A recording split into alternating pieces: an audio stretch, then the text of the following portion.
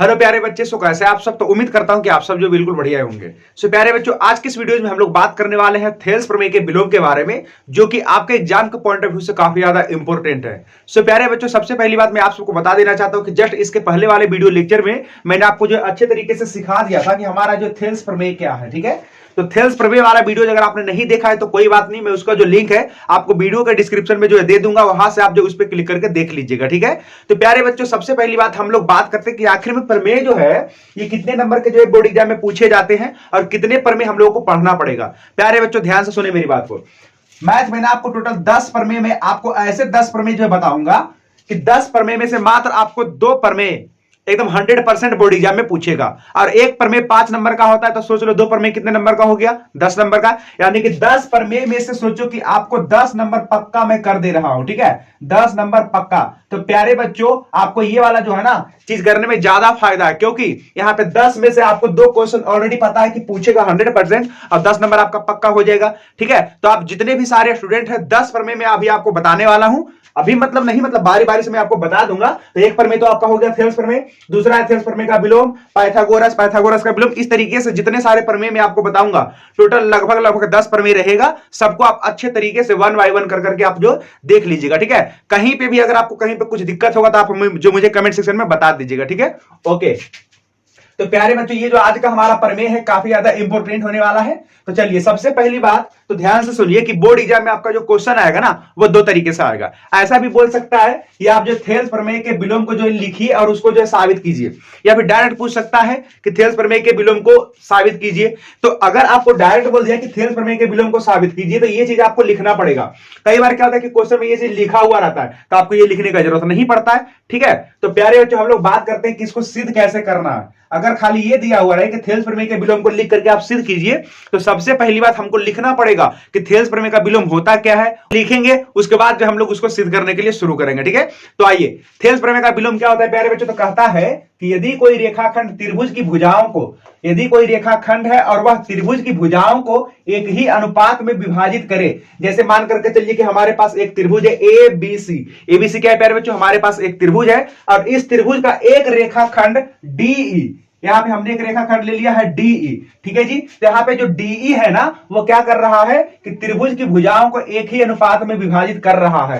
यानी कि जो हमारा डीई है इस त्रिभुज एबीसी की भुजा एबी को और साथ ही साथ एसी को, ठीक है, एबी और एसी को एक ही अनुपात में विभाजित कर रहा है। एक ही अनुपात में विभाजित करने का मतलब क्या है, यहां पे जितना एडी होगा और बटा में हम लगा देंगे डीबी, तो ये बराबर होगा इधर एई और बटा में ईसी। ठीक है, ये है प्यारे बच्चों एक ही अनुपात में विभाजित करने का मतलब। तो यहां पे कुछ नहीं दिया हुआ है, बस थोड़ा सा कार्य कि थेल्स प्रमेय के विलोम में होता क्या है। तो कहता है कि अगर हमारे पास कोई एक त्रिभुज रहे, उसमें से कोई एक रेखाखंड रहे और त्रिभुज की भुजाओं को अगर एक ही अनुपात में विभाजित करे, तो ये जो रेखाखंड होगा ना, तो जैसे ये रेखाखंड त्रिभुज के दोनों भुजाओं यानी एबी और एसी को तो एक अनुपात में विभाजित कर दिया, तो बोल रहा है कि वह तीसरी रेखा के समांतर होगा। यानी कि ये रेखाखंड जो है ना ये तीसरी, तो दोनों को तो विभाजित करा, बाकी का बच गया बीसी। तो इस भुजा बीसी के क्या होगा, तो पैरेलल होगा, यानी कि समांतर होगा। ऐसा हम लोगों को सिद्ध करना होता है। ठीक है, तो बस क्वेश्चन सिंपल है, इसको करने के लिए शुरू करते हैं। देखते रहना बहुत ही ध्यान से। ठीक है, तो सबसे पहली बात प्यारे बच्चों, आप एग्जाम में जितना अच्छे तरीके से लिख सकते हो ना, लिख देना, उतना अच्छे तरीके से आपको मार्क्स मिलेगा। ठीक है, अच्छा जी, 5 नंबर से ज्यादा नहीं मिलेगा क्योंकि 5 नंबर का रहता है ये। तो प्यारे बच्चों, सबसे पहली बात यहां पे आप लिखोगे माना कि, क्या लिखोगे, माना कि एबीसी एक त्रिभुज है। माना कि एबीसी एक क्या है प्यारे बच्चों, एक त्रिभुज है। ओके, जिसमें इसमें क्या दिया हुआ है, इसमें दिया हुआ है कि डीई जो है ना इसको समान अनुपात में विभाजित करता है। निकालने का मतलब है कि एडी और बटा में डीबी इज इक्वल टू एई और बटा में क्या होगा प्यारे बच्चों ईसी। ये चीज जो है ना हम लोग के पास दिया हुआ है। सिद्ध क्या करना है, यहां से मैं लिख देता हूं, तो सिद्ध करना है कि सिद्ध क्या करना है जी, तो सिद्ध हम लोग को करना है प्यारे बच्चों, ये जो डीई है ना बीसी के पैरेलल होगा, यानी कि डीई पैरेलल बीसी। ठीक है प्यारे बच्चों, यही जो हम लोग को सिद्ध करना है। ओके, ध्यान से सुनना। सबसे पहली बात, इस क्वेश्चन में एक रचना करना पड़ता है। क्या करना पड़ता है प्यारे बच्चों, रचना। और रचना जब तक आप याद नहीं रखोगे ना तो आपसे क्वेश्चन बनेगा ही नहीं। ठीक है, तो इसका जो रचना है प्यारे बच्चों आपको एकदम अच्छे तरीके से याद रखना है कि इसमें ना हम लोग रचना के रूप में क्या करते हैं, तो जो आपने थेल्स प्रमेय में करा था ना, बस वही रचना यहां पे भी कर देना है। यहां पे क्या करेंगे, इस त्रिभुज में 2 लंब खींचेंगे इस तरीके से। ओके, नाम रख दीजिए एम, यहां पे हो गया डीएम और यहां पे हो गया ईएन। ओके, यहां पर हमने दो लंब खींच दिया। साथ ही साथ हम लोग क्या करते हैं, इसको मिलाते भी है ना, ये ऐसा आपको याद होगा। तो यहां पे हम लोग लिखेंगे सबसे पहले रचना। रचना, तो रचना में हम लोगों ने क्या क्या किया, ई एन लंब ए बी, ई एन लंब ए बी तथा उसके बाद हम लोगों ने क्या किया, डी एम लंब ए सी, डी एम लंब ए सी, और हमने क्या किया कि बीई और डीसी को मिलाया और बीई डीसी को मिलाया। यस, तो ये हो गया प्यारे बच्चों हमारा रचना, जो कि आपको याद रखना ही रखना है। अगर ये वाला अपना याद नहीं रखोगे ना तो आपका क्वेश्चन बनेगा ही नहीं बनेगा। ठीक है, तो प्यारे बच्चों ये चीज तो आपको याद रखना ही है। ओके, यहां तक हो गया क्लियर। अब सुनो, अब हम लोग यहां पर से जो इसको बनाने के लिए शुरू करेंगे, लेकिन अब हम लोग को लाना क्या है, पहले उस पर जो हम लोग फोकस करते हैं। प्यारे बच्चों हम लोगों को लाना है कि डीई पैरेलल बीसी करना है, हो जाएगा, बस सब्र रखो। ठीक है, पहली बात जो दिया हुआ उस पर फोकस करते हैं। करा एडी बटा में डीबी, एडी कहां है प्यारे बच्चों, ये रहा एडी, डीबी कहां है, ये रहा डीबी। ठीक है जी, तो एडी किस त्रिभुज में है, इस त्रिभुज में है। ओके, डीबी किस त्रिभुज में है, इस त्रिभुज में है। ठीक है जी, मैं कहता हूं ना कि आप दोनों त्रिभुज का ना क्षेत्रफल का अनुपात निकालो, क्योंकि इन दोनों का अनुपात जो है ना वो बराबर दिया हुआ है। ठीक है जी, तो यहां पर हम लिख देते हैं एरिया त्रिभुज A D, A D E, क्योंकि एडी पड़ता है एडीई में। ओके, एरिया त्रिभुज ए डी ई और बटा में हम लोग लिखेंगे एरिया त्रिभुज, नीचे वाला का देखो डीबी किस में पड़ता है, डीबी पड़ता है डीबीई में, एरिया त्रिभुज डीबीई। ओके, और त्रिभुज का क्षेत्रफल तो आपको प्यारे बच्चों पता है ना, क्या होता है, 1/2 आधार गुने ऊंचाई। यस, तो आप लोग बोलोगे यस सर, इसका जो क्षेत्रफल होगा 1/2 और आधार एडीई का आधार क्या होगा, एडी का प्यारे बच्चों आधार होगा एडी, क्या होगा जी, एडी, और ऊंचाई क्या होगा, तो बोलोगे सर ये होगा ऊंचाई जो हमने लंब डाला है ईएन। ओके, ये हो गया प्यारे बच्चों, और बटा में नीचे में आइए डीबीई का क्षेत्रफल क्या होगा, डीबीई का क्षेत्रफल क्या होगा, तो इस त्रिभुज डीबीई का जो क्षेत्रफल होगा ना, ये हो गया इसका आधार डीबी। ओके, 1/2 आधार यानी डीबी हो गया, और ऊंचाई, यस ऊंचाई में आप फंस जाओगे, ये त्रिभुज डीबीई है ना, यस इसका ऊंचाई क्या होगा,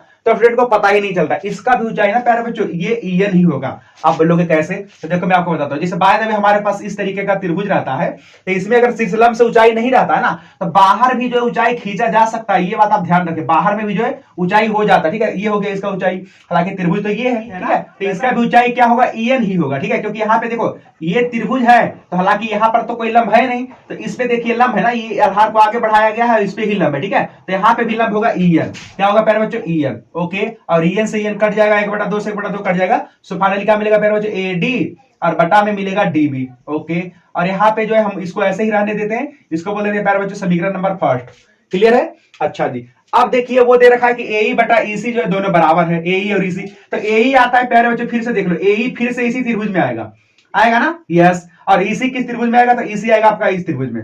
ओके, तो फिर से दोनों त्रिभुज के क्षेत्रफलों का अनुपात निकालते हैं। यस, देखिए पुनः एरिया त्रिभुज, एरिया त्रिभुज, उधर वाला त्रिभुज का नाम क्या है, एडीई, फिर से एडीई है तो कोई बात नहीं है, एडीई, और बटा में देखिए प्यारे बच्चों क्या लेना है आपको, ये वाला त्रिभुज डीईसी, एरिया त्रिभुज, एरिया त्रिभुज डीईसी। ओके, और एडीई का क्षेत्रफल आप ये वाला मत लिखना, देखो मैं क्या लिखता हूं, 1/2 और आधार जो है ना, अब की बार मैं ईसी लूंगा और ऊंचाई लूंगा डीएम। ठीक है जी, ये बात ध्यान रखना, क्योंकि इस त्रिभुज का क्षेत्रफल हम दो तरीके से निकाल सकते हैं, क्यों, क्योंकि यहाँ पे दो दो लंब है। ठीक है जी, यहाँ पे अब की बार जो क्षेत्रफल लेंगे वो लेंगे एई बटा में डीएम, एई और गुने डीएम, सॉरी, ठीक है, 1/2 आधार गुना ऊंचाई, और फिर से नीचे वाला का क्षेत्रफल देखिए डीईसी, डीईसी का क्षेत्रफल क्या होगा, 1/2 ईसी और गुने डीएम, क्योंकि इसका ऊंचाई आपके बाद डीएम बोल देंगे, 1/2 ईसी, 1/2 ईसी और गुने डीएम। ठीक है प्यारे बच्चों, डीएम से डीएम गया घर, 1/2 से 1/2 गया घर, बचा क्या, तो बचा हमारे पास एई और बटा में ईसी बचा। ठीक है जी, यहां तक तो किसी को दिक्कत होना नहीं चाहिए।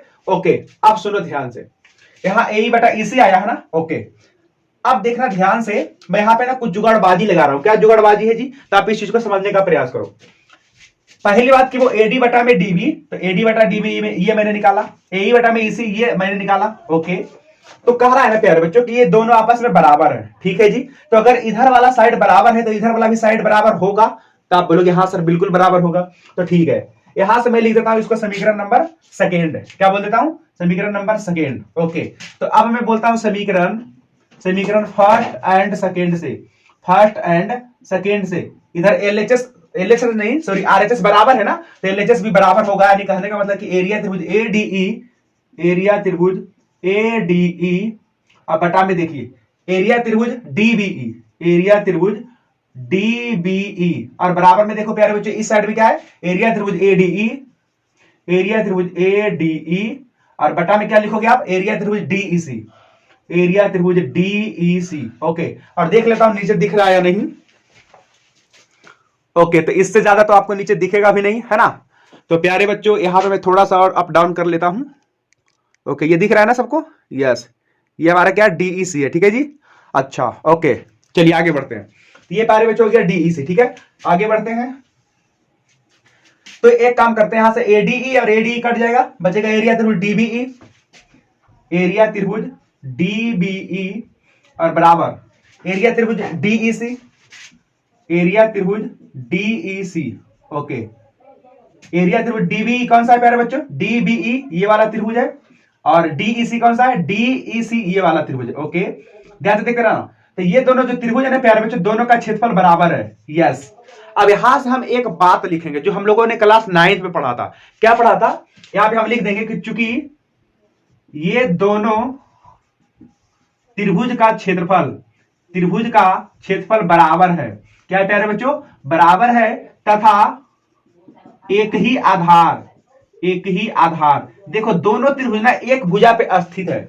इस त्रिभुज को अगर आप ध्यान से देखोगे तो ये डीई पर स्थित है, और इस त्रिभुज को अगर आप ध्यान से देखोगे तो ये डीई पर स्थित है ना, यानी ये डीई पर दोनों त्रिभुज निकला हुआ है। ये देखो ऐसे हो गया और ये ऐसे हो गया, ये डीई पर है ना। यहां से हम एक बात लिख रहे हैं कि दोनों त्रिभुज का क्षेत्रफल तो वो तो बराबर है, ये दोनों त्रिभुज का क्षेत्रफल बराबर है, तथा एक ही आधार डीई पर स्थित है, डीई पर स्थित है। यस, यहां तक हम लोगों ने ठीक किया। तो हम लोगों को क्लास 9 में एक प्रमेय पढ़ना था कि अगर कोई दो त्रिभुज का क्षेत्रफल बराबर हो और एक ही आधार पर स्थित हो, तो दोनों त्रिभुज जो है ना वो समांतर रेखाओं के बीच स्थित होते हैं, यानी कि ये जो लाइन है ना प्यारे बच्चों, ये दोनों पैरेलल होगा, ठीक है। तो यहां से हम लोग बोल सकते हैं कि अतः समांतर रेखाओं के बीच स्थित होगा, ठीक है प्यारे बच्चों, स्थित होगा, ठीक है जी। यानी कि यहां पे कहने का मतलब कि ये जो डीई और बीसी है ना वो पैरेलल होगा, ठीक है जी। इस तरीके से प्यारे बच्चों आप लोगों को प्रूव करना है ये वाला theorem. This is very very important, काफी इंपॉर्टेंट है प्यारे बच्चों। देखो यहाँ पे जो मैंने स्टेप लिखा ना, ये मैंने एक ही स्टेप में लिख दिया दोनों के दोनों, ठीक है। अगर आप इसको लॉन्ग करके ले जाओगे ना, पहले लिखोगे इसका क्षेत्रफल दोनों को करोगे क्या डिवाइड, तो आपका क्वेश्चन बहुत लंबा जाएगा। उतना मत करो, आप 1.5 पेजा में मत ले जाओ, जो बात है ना वो स्पष्ट रूप से 1 पेजा में ही कर दो, आपको नंबर मिलेगा, ठीक है प्यारे बच्चों। एकदम बेस्ट तरीका है इस तरीके से सॉल्व करने का, आपको 5 में से 5 नंबर जो पूरे मिलेंगे। बस खाली यहाँ पे ये सब चीजें जो है ना एकदम सही से लिखना, माना की, ठीक है, और रचना प्रमाण, ये सब जो चीजें है ना वो एकदम करेक्टली लिख देना, आपको एकदम 100% 5 में से 5 नंबर मिलेंगे, ठीक है प्यारे बच्चों। सो उम्मीद करता हूं कि ये जो आपका थेल्स प्रमेय का विलोम है आपको बेहतरीन ढंग से जो समझ में आ गया होगा। अगर वाकई में समझ में आया तो वीडियो को कर दीजिए लाइक, और प्यारे बच्चों जो भी नए स्टूडेंट यहाँ पे देख रहे हैं वीडियो को, चैनल को कर दीजिएगा सब्सक्राइब, ठीक है, क्योंकि अब जो है प्यारे बच्चों इस तरीके के ढेरे सारा वीडियो आपको मिलने के लिए शुरू हो गया, ठीक है। तो आप लोग तैयार रहे, आपको एकदम बेहतरीन से बेहतरीन अंक जो है लाना है इस बार बोर्ड एग्जाम में, ठीक है। तो ठीक है प्यारे बच्चों, आप अपना जो पढ़ाई करते रहें, और बाकी के भी और भी क्लास चलेंगे तो आप उस क्लास का जो इंतजार करें। तो चलिए ठीक है, मैं मिलता हूं आपको नेक्स्ट वाले वीडियो में, तब तक के लिए प्यारे बच्चों see you, have a good day, bye bye.